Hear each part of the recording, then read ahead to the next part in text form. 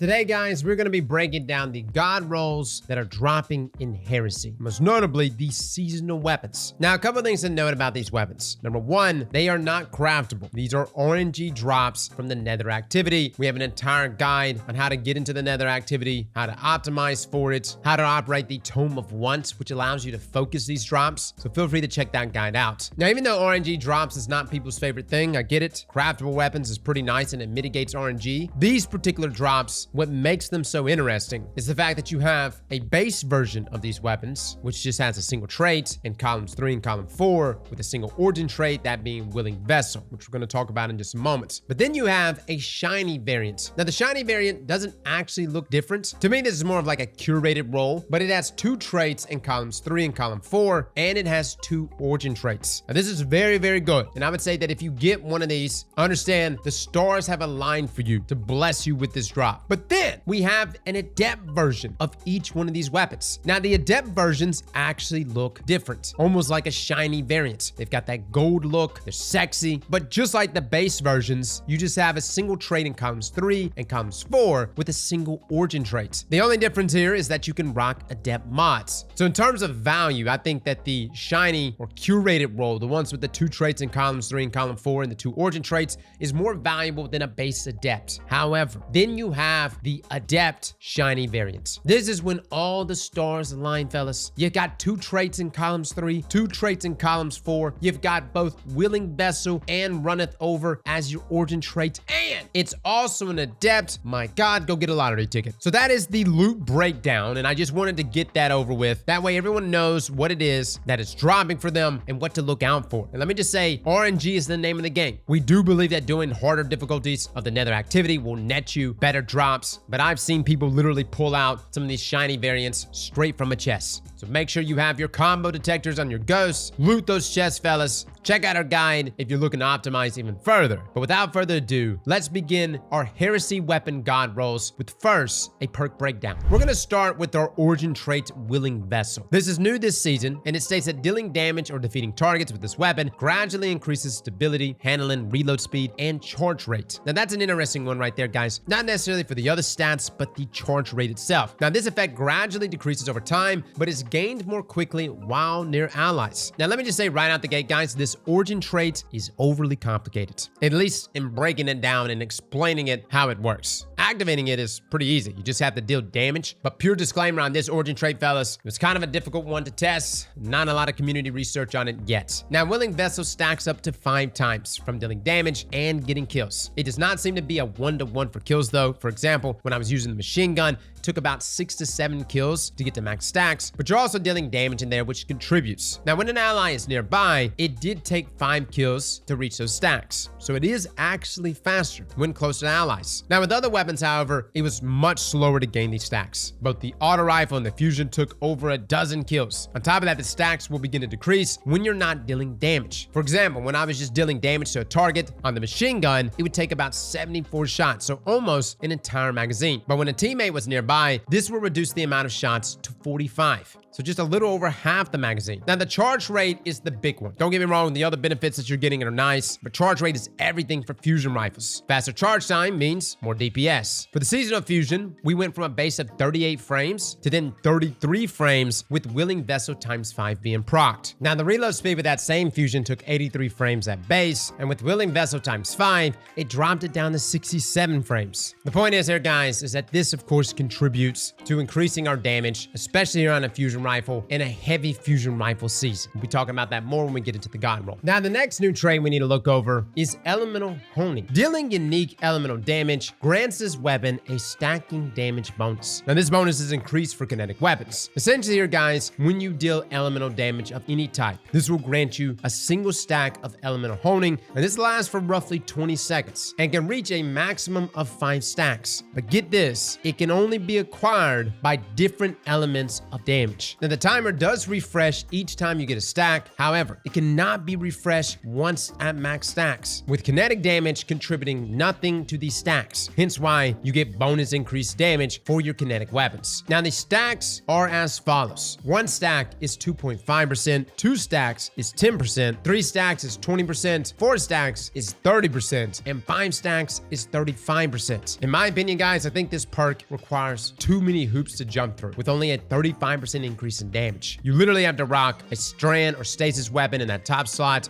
a different energy type in your energy and heavy slots, and then 2 abilities to deal the rest of the damage. Not saying you can't work with this. It is a 35% damage bump. The problem is that the moment that timer goes away, you gotta rebuild those stacks all over again. I would say this perk is definitely made for Prismatic, and if you're looking to lane into this, you definitely want to enhance the perk, as that increases the duration of those stacks from 20 seconds to 23 seconds. Now, our next new trait for this season is Reciprocity. When healing projectiles from this weapon strike allies, you also receive a small amount of health. Now, this is almost like the replacement for Physic on the support auto rifle No Hesitation, but that gives you Restoration, which in my opinion is way stronger. But as far as Reciprocity goes, it's not bad, and it should keep you healed up as long as you're focusing on healing your teammates, with the enhanced version increasing the healing to yourself just slightly. Again, it's noticeable, but nothing that crazy, and according to D2 Foundry, it's like 3 HP at base per healing shot, and 3.5 HP when enhanced. We'll talk about it more when we get to the God Roll. Now, the next trait, Rolling Storm. You've probably seen this on the new Area Denial Frame Grenade Launcher. Final Blows grant Bolt Charge, while amplified, Final Blows grant additional Bolt Charge. Now, this will give you 1 stack of Bolt Charge per kill and a whopping 2 stacks while amplified, with the enhanced version granting 3 stacks of Bolt Charge while at 0 stacks when you get your first kill, and while amplified, this will grant you 4 stacks of Bolt Charge while at 0 stacks. So definitely worth enhancing here, guys. This is a very good perk, especially for my ad clearing weapons. The next trait, we have Tear. Precision Final Blows cause nearby targets to become severed. Now, so far in the database, the only weapon that can roll with this trait is the Adamantite Support Auto Rifle. However, Taraxibus, which is the Guardian Game Scout Rifle, has also had its traits updated, and it too can roll Tear. And the idea behind Sever, guys, outside of the strand synergy that it brings, is the fact that it debuffs the enemies. Just landing precision kills here will cause this small severing burst on death, which then severs any targets that are nearby. Now, this has a very short internal cooldown of what seems to be around 2 to 3 seconds. Isn't that noticeable? But if you are noticing it, there is the enhanced version, which does reduce that cooldown. Next, we have Demoralize. Precision Final Blows cause nearby targets to become weakened. Now, you could beautifully roll this on the Void Bow. However, I've spent some time with Demoralize on the Trials Hand Cannon Exalted Truth. It's got some great Void synergy. As long as you can land a precision kill, you're applying Weaken in that 4 to 5 meter radius of that target. So you can imagine hitting an ad in a group of ads, and then boom, 15% debuff being applied to the surrounding targets, which is quite nice. Next, we have Melee Momentum. Melee Final Blows with this weapon grant it bonus energy and provides increased movement speed while blocking. This is present on the Seasonal Glaive, and for my Gambit players, you can get it on the Gambit Glaive. Makes me want to go farm Gambit right now. Now, our next perk to look at is Detonator Beam. Now, so far, the only weapon we've been able to get with this perk is the Unsworn Trace Rifle. This is actually the Trace Rifle from the dungeon, which we've already covered God Rolls for those weapons. I will say Detonator Beam on that particular weapon is really good. Essentially, dealing sustained damage creates an explosion around the target. Now, the reason why this is really good is because the origin trait on Unsworn is Subjugation, which essentially allows you to have explosive payload. So that in combination with Detonator Beam is pretty nice here. Tacks on a little more damage, and it even procs things like Shoot to Loot. With the enhanced version of Detonator Beam, decreasing the time or amount of shots it takes to proc that explosion. And you can see it in action here, Detonator Beam with Subjugation, lots of kabloomies. Now, the final trait that's new this season is Recycled Energy. Reloading after defeating a target grants energy to your lowest charged ability. Now, this takes us to our actual God Rolls. We're going to start with the Adamantite Strand Support Frame Auto Rifle. This is only one of 2 weapons within this archetype.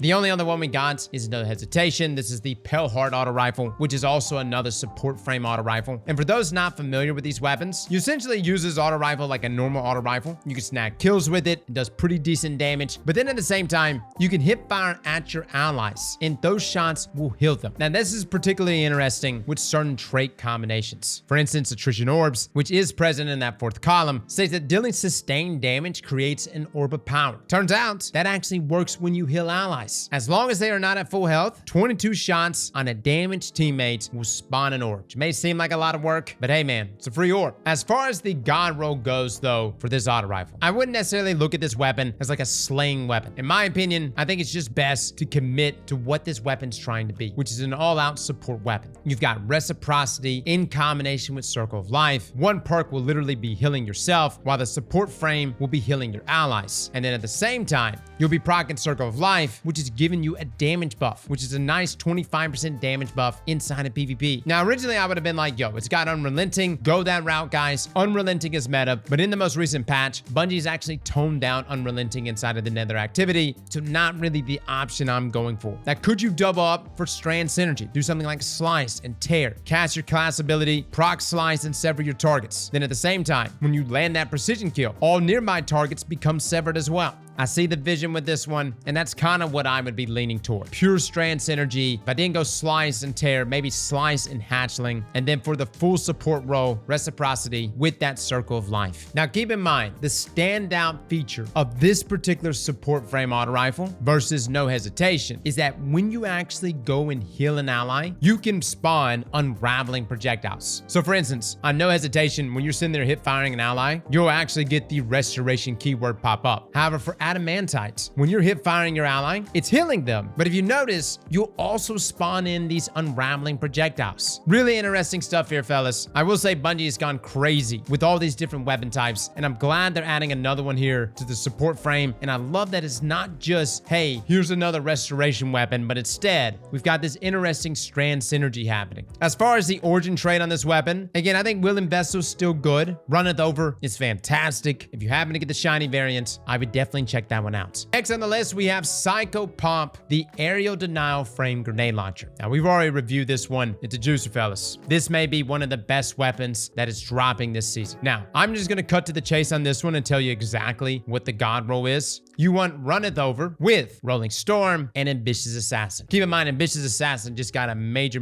buff. A lot more ease of use. Definitely worth using. Even rounds up as well. Combine that with Runneth Over, and you're able to hold a ton of shots. And if you have the enhanced version of Rolling Storm, you're accumulating tons of bolt charge. Now, if you're looking for a deeper breakdown, you can check out our review. Not sure if it's out by the time this video is coming out, but we kind of break down every single trait. But just TLDR, Ambitious Assassin, Rolling Storm, enhance it, combine that with Runneth Over, and guys, you're going to be wrecking everything this season. Next weapon on the list, we have the Eyes Unveiled. This is the precision frame linear fusion rifle, and it's void. Now, let me just say, this season with particle reconstruction, it's a good time to be a linear fusion rifle or a fusion rifle. Now, I think all of the attention has been on our exotics, most notably things like Queenbreaker's Bow with rewind rounds, but Eyes Unveiled actually has a couple cool combinations. If you got the shiny variant roll with Runneth Over, you're able to overflow that magazine. You already see right there that you have Reservoir's Burst with either Ambitious Assassin or Overflow. And that's interesting because Reservoir Burst, although it's not a big damage bump, it's still 25%. And with Runneth Over, you're able to overflow that magazine. And I'm really curious to see, like, what is the combination of Runneth Over, Ambitious Assassin, Overflow? Hot damn it, how big is our magazine getting? Outside of that though, guys, there's really nothing here that's all too special to me. About the only thing I can think of is like, okay, what if we're running and gunning in Grandmaster Nightfall, we get a kill with another weapon, now we have Discord, and we could essentially blow our load for 7 seconds, and as long as we're getting kills, we're getting our ammo back. But even then, it's like, dude, that may be kind of cool if Discord was in the third trait column, and we could combine this with, say, Chain Reaction or Reservoir Burst. And I know someone's gonna say, Cross, you could just utilize Withering. What about the weakening effect? Listen, in the sea of linear fusion rifles, Eyes Unveiled is not really doing anything for me, guys. About the only thing I could think of is like maybe Reservoir Burst with Ambitious Assassin, Runneth Over. Perhaps we can make a play with that. And yes, I do know that Withering can stack with Particle, or at least at the time of recording this video, certain weaken effects like Withering does in fact stack with Particle Reconstruction. And I can kind of see a play for that if Withering was in that third column instead of the fourth column. I want to use it, I do, chat, and I keep everything. This one's kind of a hard sell. Next, we have Watchful Eye. This is an aggressive frame machine gun that is arc. Personally, guys, I really like the way this one feels. Like literally just shooting it, virtually no recoil, it hits hard, and it's got some pretty good perk combinations. In that fourth column, you got Jolting Feedback, Killing Tally, Surrounded is also there, the new trait Rolling Storm as well. I wouldn't necessarily look at this weapon as like a DPS powerhouse, even when we did like a snapshot of its damage on like a surrounded roll, fully maxed out, enhanced, all those things. You can see that it was outdone by retrofit, which is normally the case. Rapid fire machine guns do put out more damage. However, I think if you go that rolling storm route and you just go for stacking up bolt charges, especially combining this with Titans, that could be really good. You could do overflow with it, hell, even eddy current, considering how often you're going to be amplified. Maybe you just want to increase your reserve ammo and go the route of field prep. A lot of good combinations here that I really think you can't go wrong with. Next on our list, we have Abyssal Edge. This is a strand wave frame sword, and hot damn it, does it look chunky. Now, for those that are not familiar with this frame, it's actually pretty good. One of my most used swords to this date is Ergo Sum, and the wave frame arc conductor combination is disgusting. Now, Abyssal Edge actually has some pretty interesting trait combinations. I'm going to single out Redirection real quick. You see, Redirection got a stealth buff, as it now goes up to 30 stacks instead of 20 stacks. And when you hit an elite or above, it only takes off 3 stacks instead of 5. Now, this doesn't really change the damage itself, but what it does give you is more damage per stack. So instead of 20% damage per stack, and it would require 5 stacks for that 100% damage buff, it's now 33% damage per stack, which means with just 3 stacks, you've got a 100% buff. I know you're seeing perks like On Guard right there, Surrounded,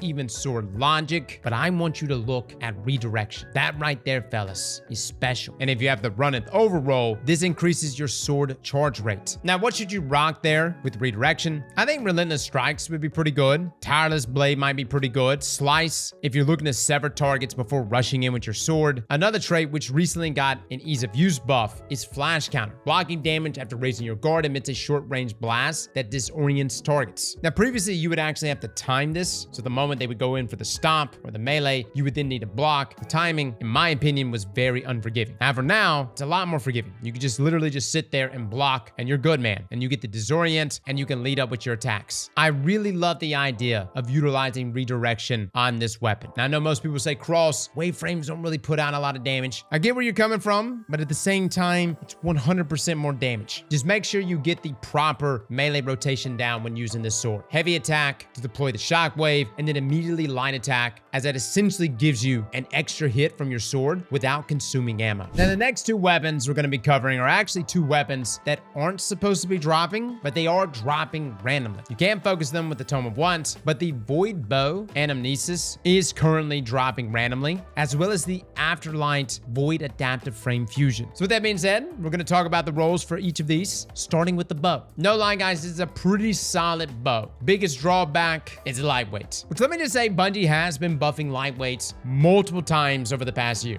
At one time, I would never use a lightweight bow, but they have gotten better. First up, you've got your more typical options: Archer's Tempo, Explosive Head, pretty solid. PvP players, you can take advantage of moving target, I suppose, but let's get to the juicers. For PvE players, the rolls to look out for: Dragonfly, destabilizing rounds; Archer's Tempo, destabilizing rounds; Repulsor Brace, destabilizing rounds. Yeah, I like destabilizing rounds. It's good, man. And if you have the Run It Over version, bows actually receive faster draw time, so all the more reason to get the shiny variants. Now, could you go Demoralize and say something like Dragonfly? A single precision kill applies the weaken in that 4 to 5 meter radius, then boom, you turn around and get the Dragonfly explosion. I personally don't have this roll, so I have no idea how they would synergize. It would be nice if Demoralize could hit the targets first, get the weaken out, and then Dragonfly with his AoE effect could come in and clean up. Sounds good in theory, but at the same time, so does the stabilizing rounds. Yeah, that one just sounds hot. The last trait combination I'm going to mention for my PvP players, if you're looking to just be a terrible person: Impulse Amplifier is present on here, which would be pretty nasty with either successful warm-up or Archer's Tempo. Either one of those will allow you to sit in the back of the map, land precision shots, and just be hell to deal with. Hot damn it, I hate bow users. Next, we have the Afterlight. Now, this is honestly perfect because 1, it's a void weapon, so of course we have void synergy, but 2, it's a fusion rifle, which means we could take advantage of particle reconstruction. Now, this one has some pretty interesting combinations. Run It Over on that shiny roll with Reservoir Burst. It's not the first time you've seen this. Midas Reckoning has it, and yes, it's nasty. This one in particular is nasty, though, because you can get Ambitious Assassin, which, as you know, has gotten a pretty big buff. But even more so than that, you can do Discord. Again, get a kill with another weapon, swap over to the diffusion rifle. Every single kill you get refunds your shots, and there you go.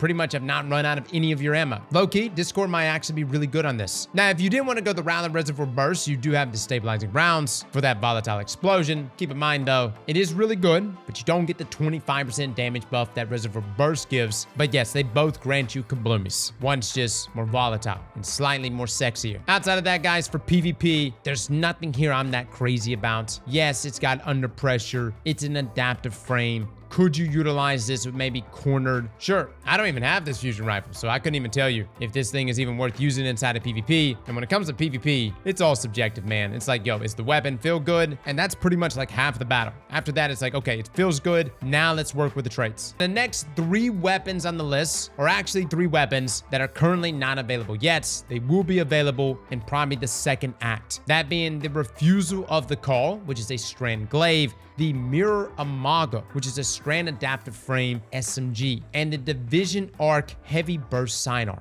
Let's start with that glaive, guys. I like glaives. First up, kind of crazy, we're actually getting a strand glaive. Now, nothing really too crazy strand synergy wise. I mean, you do have slice, but that's really about it. Outside of that, so you have your normal glaive traits that are pretty good. Close to melee is really nice. Sword logic is also present here. That new perk, Melee Momentum, where melee final blows with this weapon granted bonus energy and provide increasing movement speed while blocking. Could be annoying inside of PvP, and I will say I have seen a rise of glaive usage inside of PvP, which let me just say, when you go up against a good glaive user, they're pretty annoying. And if you're looking to be a good glaive user, all you need is Impulse Amplifier. Straight up. Makes your weapon practically hit scan. And with the most recent changes to glaives, you pretty much won't miss. Next, we have Mirror Imago, a 900 round per minute strand SMG. Now, let me just say the shiny variant of this looks sexy, and I am so down to give this one a go. It's got the new trait Recycle Energy, where reloading after defeating targets grants energy to your lowest charge ability. Not really sure what that percentage may be, but we'll be testing it as soon as it rolls out. Outside of that, though, for PvP, you've got Moving Target, you've got Target Lock, which recently just got buffed for SMGs again.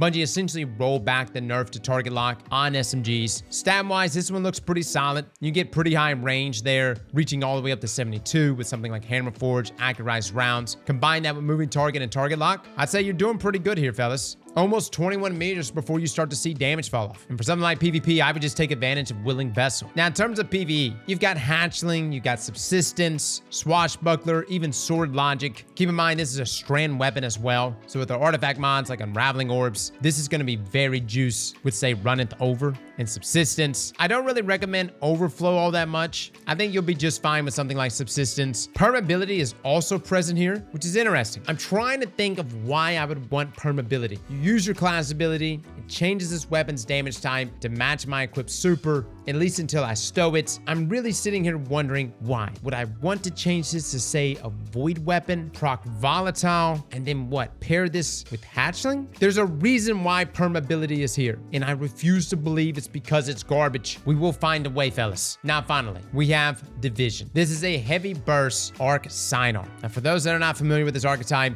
this is your 2-round burst. Think things like Forgiveness from Trials of Osiris. And dude, someone always tries to come in here and correct me on that. They're like, no, Cross, Forgiveness is a 3-round burst sidearm. My man, that is a 2-round burst sidearm. Now, let me just say, when it comes to 2-round burst sidearms, for mouse and keyboard players, in my opinion, they're the best sidearms in the game. I don't know what it is, man. You just don't miss. However, my PvP rolls here, they're not bad. You've got To the Pain. You've got Encore. Eye the Storm is also present here, or Kill Clip. It could be one of those situations where the weapon, stat-wise, is really, really good, and it's not that trait dependent. However, the more and more I look at this sidearm, the more I think it's gonna be my PvE weapon of choice. Volt Shot is present here. Eddy Current is here. You've got Sword Logic as well. You've got Runneth Over on that shiny variant. It's got potential, fellas. No lie. And personally for me, I really don't have that many sidearms that are arc for PvE. I've got like Brigand's Law, which is pretty good. And before you say Indebted Kindness, that's a special weapon. Calm down. I'm referring to primaries. I know we all use Indebted Kindness like it is a primary, but I'm hoping Division could fill that role. So guys, that's it. Those are your God rolls, or at least the rolls that I am looking for on the seasonal weapons. Let me know in the comments below what you think. Which one of these weapons are you most hyped for? Was there a roll that I missed? I love hearing your suggestions, guys. Always down for different trait combinations. If there's something here that's super potent that we may have looked over or that we theorized about, feel free to let me know in the comments below. Fellas and ladies, thank you all for coming and watching, and as always, slap that like button like your mama told you right.